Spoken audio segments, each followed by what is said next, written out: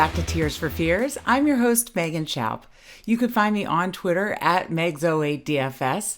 And I hope you guys had a wonderful Thanksgiving holiday. And I cannot believe we're already into December. But I'm super excited to break down the week 13 tier slate with you and go tier by tier and find our favorite plays. But before we do, please be sure to like this episode, subscribe to the Mayo Media Network, and of course check out our sponsor, Run the Sims. Run the Sims helps me make my tiers decisions each week, and it can for you too.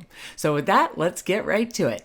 First, as we always do, let's take a quick look back before we look ahead. Right now, you're looking at a lineup that I got very excited about during the 1 o'clock games because as you can see in tier 6, 7, and 8, I got 3 guys that just went nuclear for under 10%, all 3 of them in Fournette, Waddle, and Higgins. And I had a Burrow-Higgins stack in that one, and there was a touchdown called back, and he was down at the 1. So then, obviously, Mixon got that touchdown, who then ended up lapping Jefferson by like 3 times. And then, Brady and Evans didn't get there. So what started as a very exciting lineup just turned out to, it finished in the top 500, but not super exciting in the end. So let's take a quick look at the first place lineup and what they did. They got Herbert.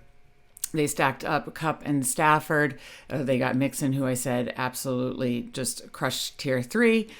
Thielen, and then they did have Fournette and Waddle, and then they had Gronkowski, who obviously with Fournette were the pieces of the Buccaneers that you wanted. So again, I just like to look and see what concepts kind of work each week, where people are getting the low-owned guys. As you can see, they still got actually 4 guys under essentially 10% with Mixon, Thielen, Fournette, and Waddle. So, every week is its own beast, but, I like to look and see kind of what things work so that I can keep that in mind to continue to always improve. So with that, let's jump into week 13.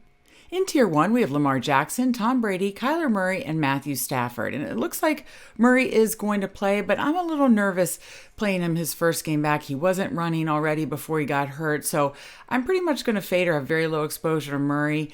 I'm a little iffy on Jackson. I'll probably have some exposure to him. So my favorite plays are Tom Brady and Matthew Stafford. I think both are in great spots this week to put up some numbers.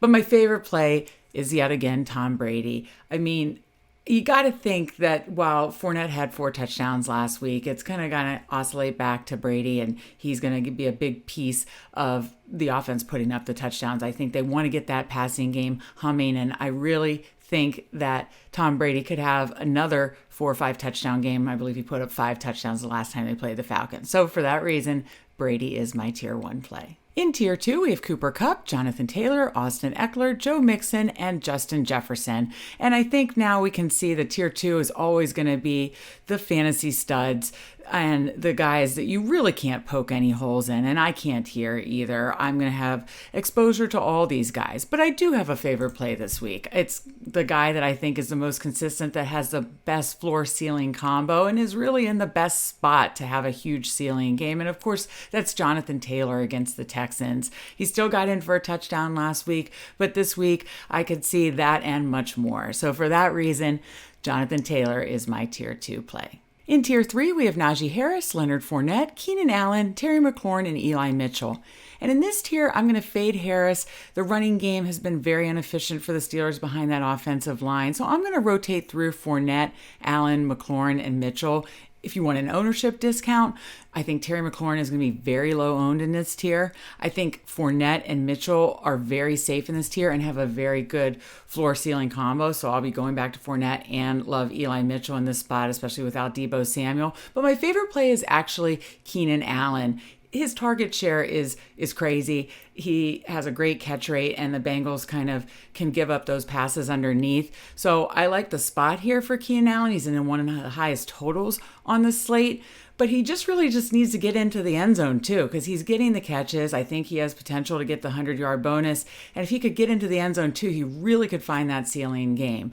So for that reason, Keenan Allen is my tier 3 play. In Tier 4, we have Cordarrelle Patterson, Jamar Chase, Adam Thielen, Jalen Waddle, Tyler Lockett, and Alexander Mattison. And in this tier, I'm going to fade or have very low exposure to Patterson and Lockett. Patterson's going up against a tough run defense, could get there in the passing game, but it's going to be difficult to hit that ceiling. And Lockett, Seattle's offense just looks broken. I mean, Lockett is the one player who is still getting some targets, but I just don't love it amongst all these other guys that I think have better floor ceiling combos. So my core is going to be Chase, Thielen, Waddle, and Madison. And of course, Madison is kind of just stepping right into that Dalvin Cook role against a terrible Lions run defense. So I'm kind of not going to overthink it here. And Alexander Madison is my tier 4 play.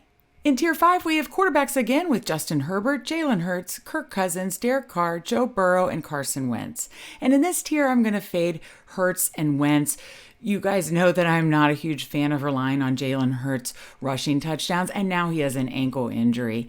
And then with Wentz, I just don't think they're going to need him to pass that much against the Texans. And as you know, I love Jonathan Taylor in this game, so I like the running game much better for the Colts. So my core plays are going to be Herbert, Cousins, Carr, and Burrow. I know I love Madison, but you could play the passing side of that game, and I love Carr too. So I love all these guys' floor ceiling combos, but I went over to run the Sims because I really love Burrow and Herbert in that matchup, and Herbert has the much higher win rate. And when you think about it, you're getting a guy who sometimes is in tier 1. So you're kind of getting a tier discount here. Yes, he's very boom bust or, can very much not have a safe floor, but I'm willing to take the chance here. And so Justin Herbert is my tier 5 play.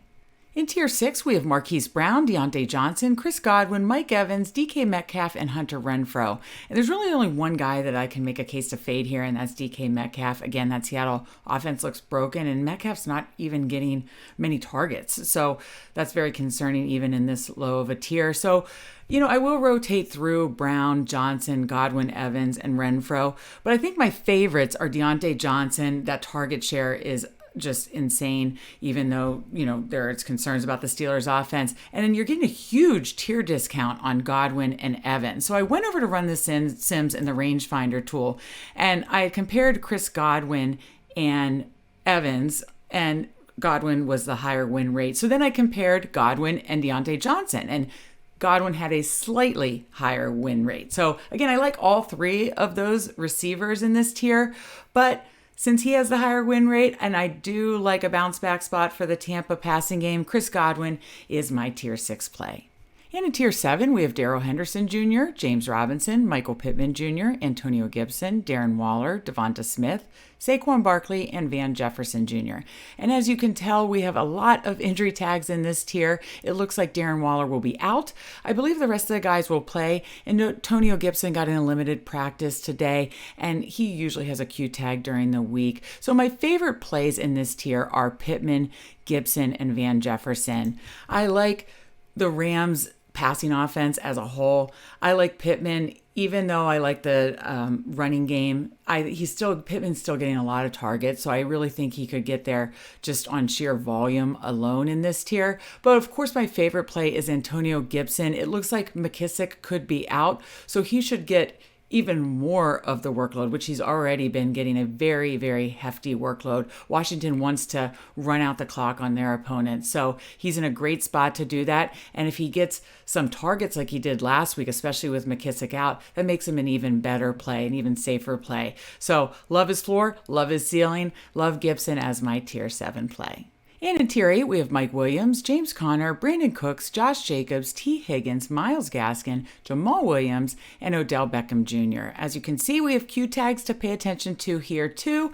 The only strong fade I had was Brandon Cooks. I just can't trust him in that offense in this tier. There is some interest to all these running backs in good spots like Williams, Gaskin, Jacobs. They are getting a good workload. Beckham and the Rams offense I'm intrigued about. But my favorite plays are actually James Conner, T. Higgins, and Mike Williams. Obviously Williams, if I'm playing Herbert, if he has a ceiling game, he can sometimes bring Williams with him. So that would be probably the times I'd play Mike Williams.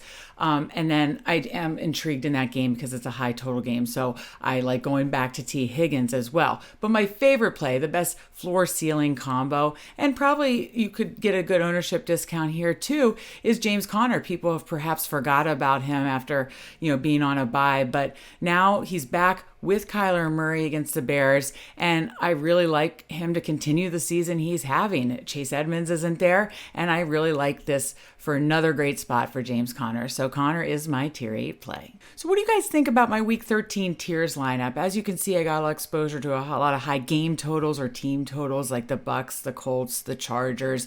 You can get in some Bengals. And if you're running a lot of lineups, really mix and match some different concepts. You can switch out Herbert and do Burrow and Chase, or you can switch out Brady and get exposure to the Rams more and do Stafford and Kupp. If you like a lot of those PPR guys, you can get more exposure there and switch through, go to tier 6 and get Deontay Johnson for all those targets. So there's really a lot of different concepts you can do. I'm really happy with my core plays this season, and I'm happy with the core plays I gave you guys today, but I need to do a better job of mixing through them. So, try to, if you're playing a lot of lineups, mix through them as well and try different, combinations and different types of stacks and different types of concepts and see what works for you.